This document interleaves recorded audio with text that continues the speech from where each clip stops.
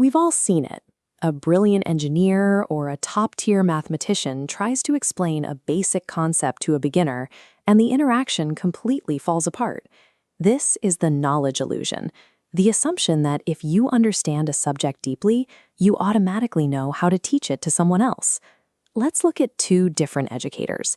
Teacher A is a subject matter expert who relies purely on their own intuition. Teacher B has undergone formal academic training in pedagogy, the actual science of how people learn. When a student hits a wall and stops understanding the material, Teacher A's intuition kicks in. Because they already know the answer, their default troubleshooting method is to simply repeat the exact same explanation, just a little bit louder and a little bit slower. If we treat teaching like a simple data transfer from a hard drive to a flash drive, the process breaks the moment there's a glitch. Without the tools to guide a student through their specific confusion, both the student's progress and the teacher's effectiveness hit a hard ceiling. Teacher B handles that same roadblock differently. Instead of repeating themselves, they pull from formal academic strategies.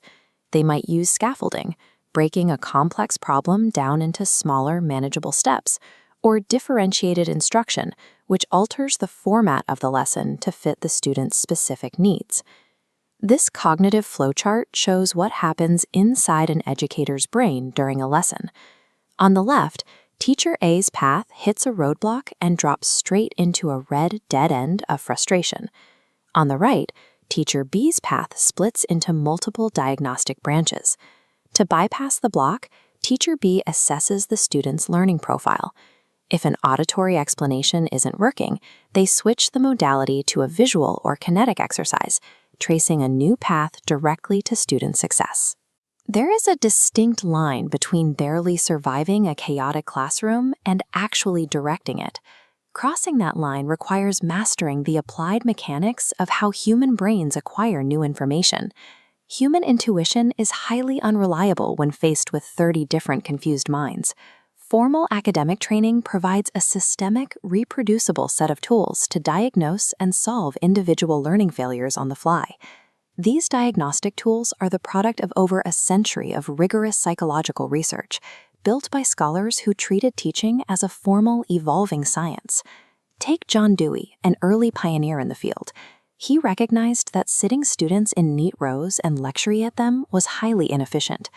Dewey proved that people absorb complex ideas much faster through experiential learning, meaning they have to actively interact with the material to truly grasp it. Later, psychologist Lev Vygotsky mapped out the zone of proximal development. He showed that there is a very specific sweet spot between what a student can do on their own and what they can't do at all. Learning only happens when a teacher strategically guides a student through that exact middle space. Mapping the mechanics of information processing redefined the classroom.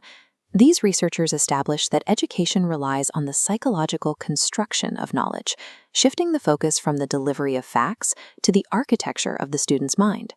When someone earns a modern university degree in pedagogy, they are getting a compressed download of all this compiled research, giving new educators a century-long head start before even stepping foot in a classroom. So how does all that history translate into Tuesday morning geometry? It happens through the theory-to-practice pipeline, a structured method taught in education programs. In Step 1, the teacher internalizes the cognitive development theories of Dewey and Vygotsky. In Step 2, they use that historical data to construct specific lesson plans, designing multiple entry points for students with different learning speeds. Step 3 is the actual execution.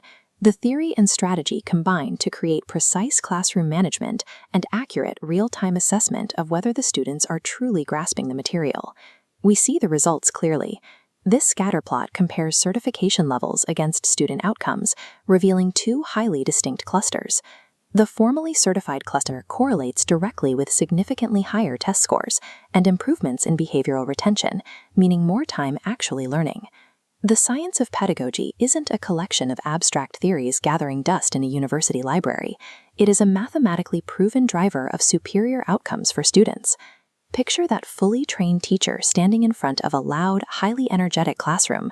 Instead of feeling overwhelmed, they are completely in control. Their university education has replaced an emotional, reactive style of teaching with a predictive, clinical framework. By understanding the psychology of learning, they can actually anticipate where students will struggle with a lesson before the confusion even happens. That predictive framework is the ultimate shield against teacher burnout. It takes a highly stressful, unpredictable job and turns it into a sustainable, intellectually stimulating career. Beyond the psychological benefits, mastering the craft of teaching also intersects directly with the hard financial realities of the profession.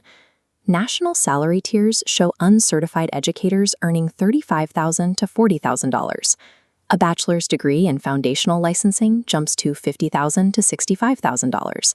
A master's in pedagogy or leadership expands the ceiling, reaching $75,000 to over $90,000 a year. The depth of a teacher's academic training has a direct one-to-one correlation with their long-term career compensation and professional sustainability. A university degree in pedagogy represents an inheritance of centuries of research. It provides the framework that transforms well-meaning individuals into high-earning, high-impact professionals equipped to change lives.